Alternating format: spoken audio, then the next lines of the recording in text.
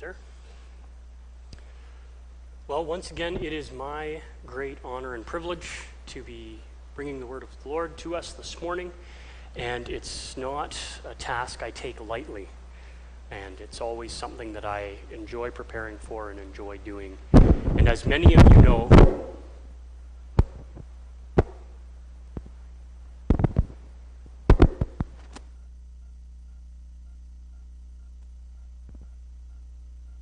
how's that, Mark? Sorry. Microphone fell down the stairs in my pocket. All right, sorry about that. So as many of you know, I have been taking some courses at Heritage, at the seminary, and they have been mainly focusing on preaching. Preaching is something that I think is very important. It's important to do it well, and I want to get better at it. And so I appreciate you as my church family allowing me both to go and learn more, and then being my guinea pigs as I as I try and learn and grow. And I do appreciate it. So I'm going to do something a little bit different this morning if you're with me. One of the things I think we'll find, and I think most of you would agree with me, that probably the greatest preacher that has ever lived would have been Jesus himself. He had a way when he spoke of just engaging people and bringing truth in a way that just cut right through to the heart of the matter. And I think you'll find, as you read the Gospels, when Jesus spoke and taught, he very often preferred to speak in stories. That was kind of his main way of doing things. And so I'm going to try and steal a page from his book this morning and walk us through a story. I'm going to do what is called a first-person sermon. And so I'm going to attempt to bring us through a story through the eyes of someone who was there. So you can follow along if you'd like. If you have your Bible and you want to turn to 2 Samuel, we'll be looking from about chapter 15 to chapter 17. It's a story many of you know well, but you can also feel free, and put a thumb in at Psalm 3 as well. We'll go there later. But also feel free to just kind of sit back and experience the story through the eyes of someone who was there. Okay? Let's try this.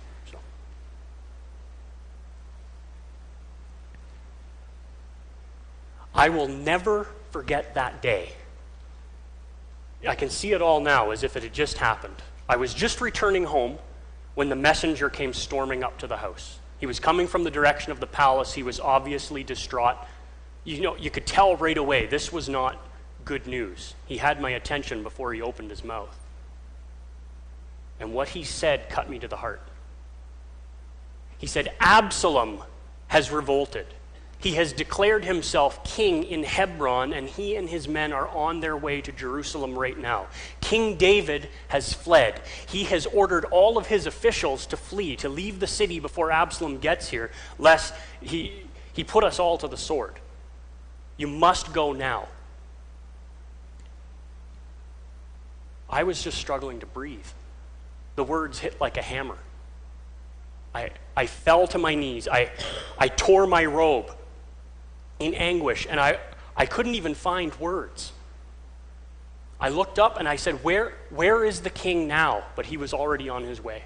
The messenger was on his way, gone. What was I going to do? My name is Hushai.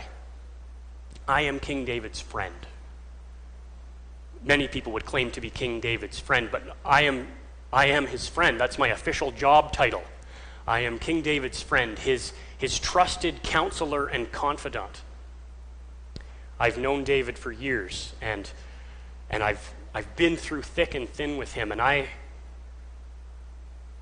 couldn't imagine, or I could only imagine what he must be feeling right now.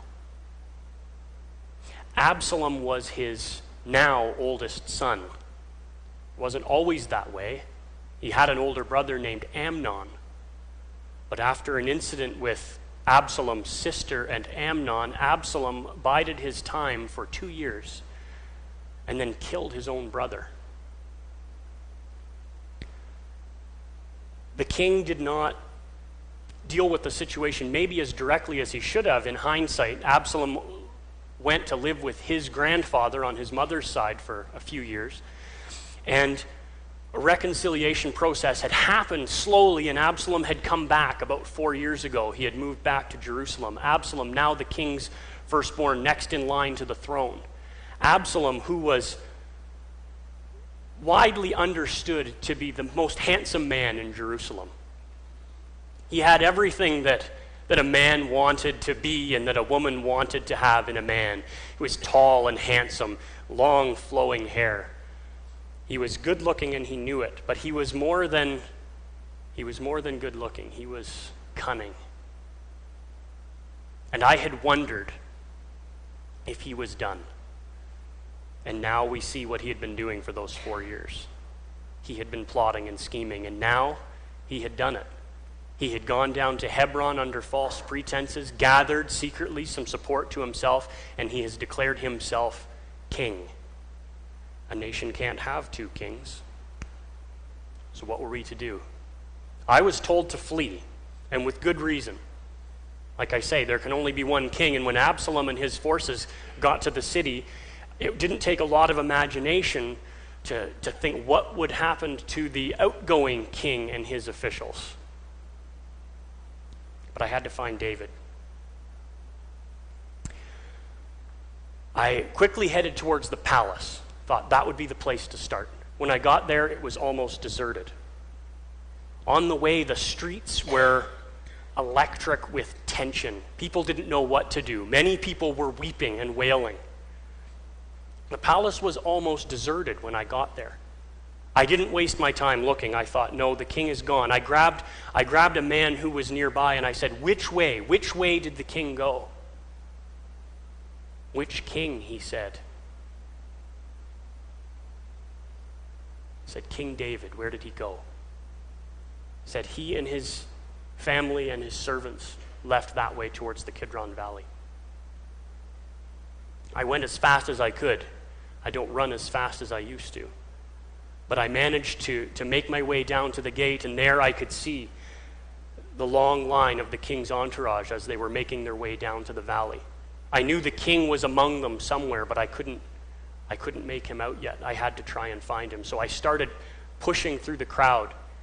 It was a scene that still breaks my heart when I think about it. People weeping and wailing, citizens not sure if they should stay or go. The families of the servants and the officials of the king packed hastily and coming down the trail. Children not understanding what's going on, weeping, wailing, afraid. I moved through them and I started to see the ranks of soldiers, grim, serious, armed, not kidding around, line after line of them. These were not all of the official army, and I assumed that Absalom would not have revolted until he could secure the support of much of the regular army. No, this was David's special forces. These were men who had been fighting with David from the time of his days as an outlaw in the days of King Saul. These were not men to be trifled with, but even they seemed uncertain. I made my way, and I was trying to get through the crowd, and I thought I could see my king ahead. And he was talking with the leader of this line of soldiers that I couldn't get around. It was Ittai, the Gittite. He was the leader of the Gittites. They were a contingent of men who had followed David from his time in Gath. These were Philistines. These were once our enemies, but David had somehow won them over, and they had been loyal to him ever since. And I could overhear part of the conversation as I was trying to make my way up to David. And David was asking him, he was saying, Ittai, my friend, why are you coming with me? Stay in Jerusalem. You only just arrived here. You're foreigners in this land, and I would make you wanderers. Stay with the new king. It's fine. Don't risk yourself. Don't come with me. I don't even know where I'm going.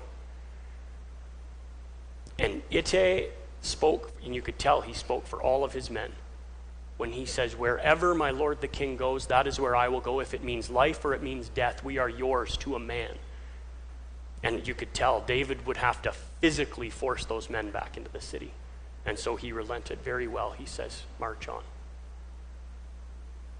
And I thought, at a time when your son has raised up the army against you, you need all the help you can get. And yet he was willing to send away some of his best fighters. David was moving up, the column was in formation and moving, and I was trying to get past them. I was getting towards the bottom of the valley now, and suddenly the smell of incense filled my nostrils. And I could see the Levites and the priests in their robes.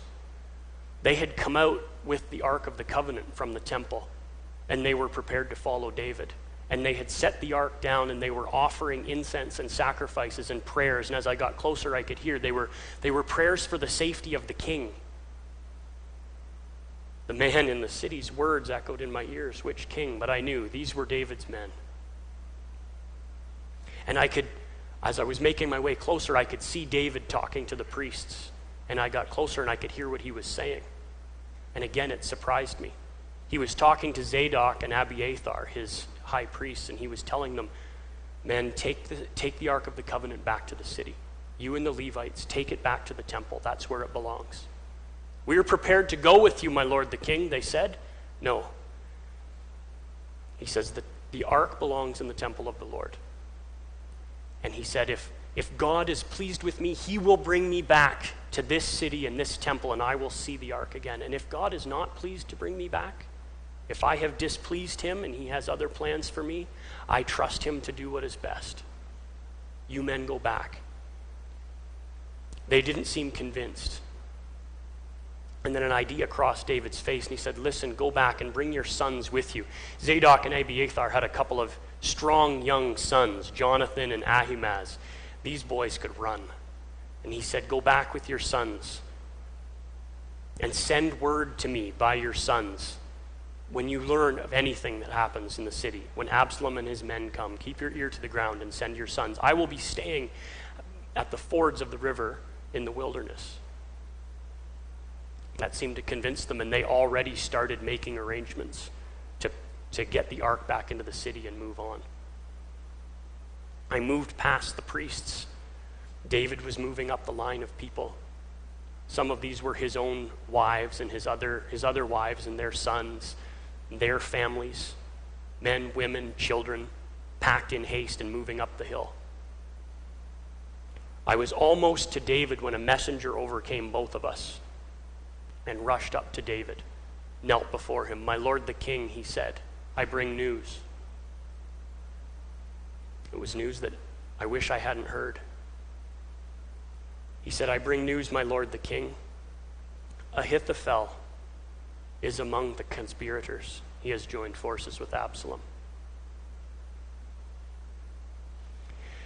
Ahithophel was Queen Bathsheba's grandfather and was widely known to be probably the wisest counselor in our kingdom. Everybody respected this man greatly. He had been keeping a low profile for some time. He had gone back to his hometown in Gilo. Little did we know that he was in on this scheme with Absalom the whole time. For the king to hear that his own son had risen up against him was bad news.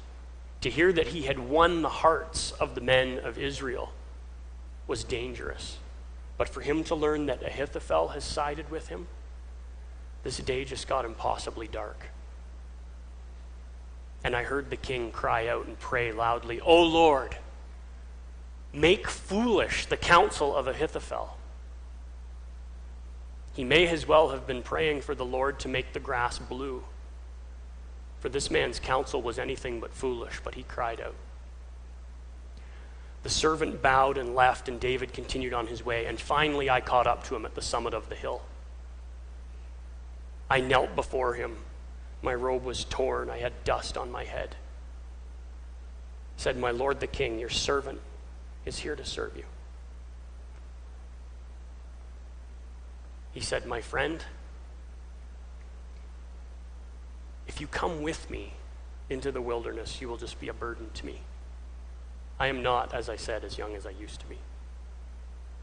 But, and an idea was playing on his mind, you could read it in his eyes. He says, if you would return to Jerusalem and go right into the palace, and when Absalom comes, say, long live the king, welcome your majesty, I will serve you as I served your father David. He says, if you would do that,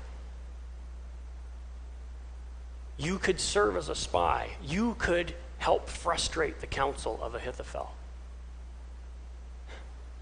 That was a dangerous plan, and one that was far from certain to succeed. I must have hesitated, and he saw it on my face, and so he said, my friend, listen, you won't be alone. Won't Zadok and Abiathar be there, and their sons, Jonathan and Ahimaaz? Go to the palace, and whatever you learn, tell it to the priests, and they will send word to me with their sons. Will you do this for me? My lord the king, I am your servant. I will do as you say. And so while my friend and my king headed east down the other side of the Mount of Olives, I headed west back into the city, unsure of what I would find. When I got into the city, I reached the city around the same time as Absalom and his entourage were arriving. David's timing he had no time to spare. The atmosphere in the city was changed again. There were all sorts of people in the streets, and you could tell these were not residents of Jerusalem. These were men from the northern tribes and the other areas who had thrown their support behind Absalom. And they were moving through the streets and celebrating, loudly proclaiming, "Long live King Absalom! Hail King Absalom!" And some of the citizens of Jerusalem itself were joining in. Absalom had been playing a very shrewd political game for the better part of 4 years. This man was not just full of blind ambition. He was very shrewd. He had set himself up at the city gates, and he would intercept visitors to the king. And he would greet them. He would bow to them. They know he's the prince, tall, handsome, good-looking. And he would embrace peasants and kiss children. "Why have you come to Jerusalem today?" And they would say, "I've come to speak to the king. I have a complaint. I have an issue that I need sorted out." And this devious son of the king would say, I hear what you're saying. I feel your pain. Your case is right and good. But there's no one from the king that's going to be able to hear your argument. I can't wait till I'm king. If only I were judge in Jerusalem, I would see that you got what you needed. And bit by bit, man by man, family by family, he had stolen the hearts of the people. So there were people in Jerusalem very happy with this change, but there were others you could tell they didn't know what to think. They were subdued, they were afraid. For me, I came to town and realized I needed to get home very quickly. I was known as a member of David's council. My robe was torn. I had dust on my head. I had been mourning. I needed to get home, change my robe, and wash myself, make myself presentable to see Absalom. And so I did that by back streets to try to be avoided. When I had cleaned up, before I went to the palace, I stopped by and I managed to get in a word with the priests. I let them know that I was here and of David's plan. I said, I will be in the palace. I will find out I will see what I can learn, and then I will bring word to you. But I said, listen, we need a plan to get this to David. Absalom is no fool. His men will be watching us. I said, send your sons, Jonathan and Ahimaaz, outside of the city walls. Where should we send them? They said. I said, go to the spring. Go to En-Rogel, down to the spring in the valley. Tell them to go down there and hide. Do you have a servant girl? I asked them. Of course, they said. I said, have her standing by with a jar of water. And when I send word to you and give you a message, tell her and have her go down to the spring and pass on the message to the boys. No one is going to raise an eyebrow at a servant girl going down to the spring. But if you or your sons try to go, Absalom's men will see it. This is a good plan, they said. Okay, we will do as you say. And I headed for the palace. When I got there, the guards stopped me. This was a new experience for me. I was used to being able to walk right in. I had access to the king's throne room, to the king's council chambers. I had the highest security clearance in the land. And now I'm being stopped at the door like a salesman. I announced who I was, and the guards relayed the message inside, and I didn't know if I would get any further. For all I knew, the word would come to kill me on the spot. But no, they yielded and said, yes, come in, the king will see you. I was escorted by men, and I noticed they were armed, into the throne room. As we walked through the palace, I was amazed at how different this once familiar building felt, knowing that it was full of rebels. I got into the throne room and I saw him, Absalom, sitting there looking smug, looking arrogant on his father's throne. He had been dreaming of this day for a long time. I had prayed with the priests before I came. They knew it was dangerous. I knew it was dangerous. They had prayed for my safety and the king's, but now it was time to act and time to trust. I went and knelt low before the king. And I said, "Long live the king, long live King Absalom." The king looked at me for a moment. He said, Is this the love you show your friend? If David was your friend, why didn't you go with him? Why are you here? He was suspicious. But I rose to my feet. And I said, No. The one the Lord has chosen, the one that these men have chosen, the one that Israel has chosen, him I will serve. As I was loyal to your father, so I will be loyal to you. Who else should I serve but the son? I served your father, and I will be a servant to you the same way, King Absalom. And then I waited. Was he going to buy it? He seemed to. Okay, he says. But then they seemed to ignore me. I was in the throne room. Absalom was sitting up front with all of his counselors, and I noticed Ahithophel was there. Ahithophel, this great counselor. When Ahithophel spoke and gave his opinion on a matter, it was as though God himself had given the wisdom on it. That was how highly regarded he was by David and Absalom and all his men with him. And they had obviously been in some sort of discussion about strategy before I came in, and they quickly went back to it. The king asked Ahithophel a question, but he didn't respond, and instead sort of shot me a sidelong glance, and the king understood. He and his counselors moved into the council chamber, and I was dismissed. So I found myself in the courtyard. I don't know how David does it. This was a man who was no stranger to threats, to danger, to treason, although he had never faced anything like this. But he somehow had an ability to trust God even when the world was coming down around his ears. I was losing it. He had sent me on this impossible mission. Go and frustrate the counsel of Ahithophel?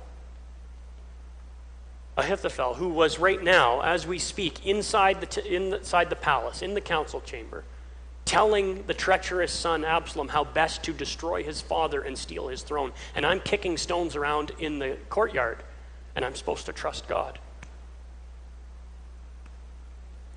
I'm David's friend, I'm his counselor, and I've advised him through many different situations as he led and made decisions for our country. And I don't want to boast, but I'm not bad at my job. I could give advice. I could evaluate a situation. I could make a plan that takes into account all the different contingencies. But David had a gift. David could take that advice. He could form a wise plan. He could put it into action. But all the while, he's trusting God to act on his behalf. The plan is something that he would act out with his whole heart. He was not a man of half measures. But it's like, on one hand, the plan was the plan. On the other hand, it didn't matter. He was trusting God to act on his behalf. I'm in a situation where I needed to do the same thing. Would I be able to? It felt like about a week in the courtyard. And finally, a guard came out and said, "King Absalom requests your presence. Come with me." I followed him and I was shown back into the throne room. King Absalom was on his throne. All of his counselors were around him. Ahithophel was standing there, looking smug. I didn't know what this was about, but I thought, at least a chance to do something. He called me in and he said something I didn't expect. He said, "Hushai, we would like your advice. See, we've been discussing strategy, and I've asked Ahithophel what he thinks we should do next, and here's what he's told me. Ahithophel says that I should gather 12,000 men from my troops, pick the best, and he and my generals will lead those 12,000 men and pursue my father this very night. He says we should track him to where he is now and pounce on him while he is tired and weary. He says that the army is to be instructed to kill only the king. The rest of the men will scatter, and then they will return to me. The one man dies, the rest come back like a bride to her husband. This is what Ahithophel says. So Hushai, is this a good plan? What do you think? And if not, what's your opinion? I was dumbfounded. My first impulse was, this has got to be a trap. Who asks for a second opinion when your first opinion came from Ahithophel? They're all looking at me. I paused for a second. And then I spoke, and I said words I never thought I would say. Said, my lord the king, the advice Ahithophel gave is not good this time. You could have heard a pin drop.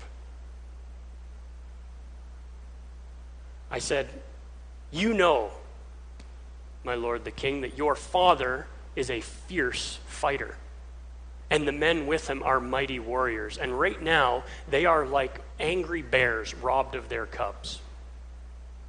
If you pursue him now, this will not end well. You know your father. He's a veteran. He's smart. He's not with the troops. Even now, he's probably hidden in a cave or a den somewhere. Why, for all you know, while your army is going out to attack his, he may ambush your men. And then what will happen? Word will get out. There's been a slaughter amongst the men who follow Absalom. And then, O king, the hearts of your bravest soldiers, even those who had hearts like lions, would melt in utter fear, because they and all Israel know your father is a valiant fighter, and those with him are mighty men. No, this is what I advise. I say you wait and send word and gather all the men of Israel, from Dan in the north to Beersheba in the south. Gather them all like the sand of the sea. And then you, O king, you lead the army yourself. And you go out, and we will find him. And wherever he is, we will descend on him and his men like the morning dew. Not one of them will escape alive. And if you're worried that he will withdraw into some fortified city, that's fine. You lead us, and all of the men of Israel will go to that city with ropes, and we will drag it down if we have to pull it into a valley so that there's not one stone left on another. Then the hands of all of those who are with you will be strengthened, O king. That's what I advise. I could not believe my own words. I was standing in the throne room. Ahithophel was standing right there. He had given probably the soundest tactical advice that he could have given the king. We all knew David was exhausted. We all knew he had to leave in a hurry and wasn't properly provisioned. We all knew the people with him were afraid. We all knew that he was running and had no chance to reach a fortified position. Pursuing him right now was the smartest course of action. And I had advised him to wait and to try and muster a bigger army like that would help if you gave David the time to go and hide. Had they not remembered what David did when given a head start when Saul was pursuing him? This was not a man you could find. Ahithophel had given awesome advice. I had offered what seemed to me like a schoolboy's alternative. And here I'm waiting. And to my amazement, in those seconds that seemed like days, the king was considering it. He was actually weighing it out. I didn't look directly at him, but I could feel Ahithophel just staring daggers into my heart. Slowly the king began to nod. He looked at some of his other officials, and they were nodding too. And a smile crept across his face. I like it, he says. I like that plan. What do you men say? And all the elders of Israel with him are like, yes, that is an excellent plan. The advice of Hushai is better than the advice of Ahithophel. Let's do that. I went into that throne room that day not thinking I would survive. And I can't believe my eyes. God has actually answered King David's prayer. Here he's frustrated the plans of Ahithophel. The whole atmosphere in the room changed. The men started busily making plans. Arrangements were made. Who would send messengers to all these different points in the kingdom to rally the troops? Other men were arranging, okay, how will we organize this army and get supplies for them? Others were breaking out maps to plan the best route for this army to take to plan their attack. The decision had been made and was in full force. The king kept me close. He kept asking me my advice on this preparation and that aspect of the plan. It was all I could do to stay calm. All I could think of is I need to get out of there to get to the priests. A couple of times I glanced at Ahithophel, and I couldn't read him. He looked utterly drained. The last time I looked for him, I couldn't see him. Finally, I was able to get permission to leave. The plans were underway. The king thanked me again, and I left. No armed escort this time. As soon as I walked calmly out of the palace and was pretty certain I wasn't being watched, I moved as quickly as I could to the priests, and I explained the plan. They had been anxiously awaiting news. Men, I said, God has answered David's prayer. God has acted mightily on his behalf, but we need to move quickly. You must send word to David that he cannot spend the night by the fords. They must cross tonight without fail, or they will be swallowed up. Do you have your messenger ready? Yes, they said, we have a servant girl that we will send. Okay. And then I returned home. There was nothing to do but wait. But I knew something then that David knew, and I knew it by experience. I had put my trust in God. I had acted, but God had acted on my behalf.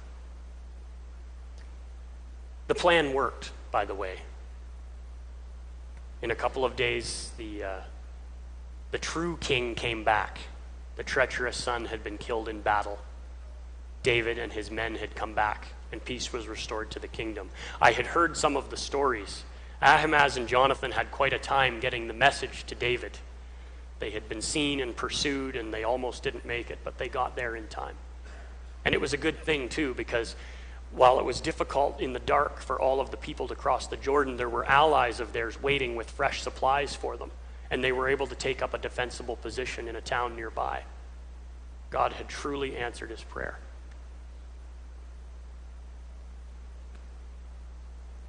Like I say, my name is Hushai. I'm the king's friend. I'm his confidant and his counselor, and it is my job to advise him. But through the events of that day, I learned more from David than any amount of my advice had ever taught him. Afterwards, he showed me a psalm that he had written. He said that he had written most of it while he was waiting for news at the fords. He was dark and weary, and he wrote these words. He says, "O Lord, how many are my foes? How many rise up against me? Many are saying of me, God will not deliver him. But you are a shield around me, O Lord. You bestow glory on me and lift up my head. To the Lord I cry aloud, and he answers me from his holy hill. I lie down and sleep. I wake again because the Lord sustains me. I will not fear the tens of thousands drawn up against me on every side. Arise, O Lord. Deliver me, O Lord. Strike all my enemies on the jaw and break the teeth of the wicked. From the Lord comes deliverance. May your blessing be on your people." This was a man who understood that trusting God means acting, but at the same time trusting with all your heart that God will act on your behalf.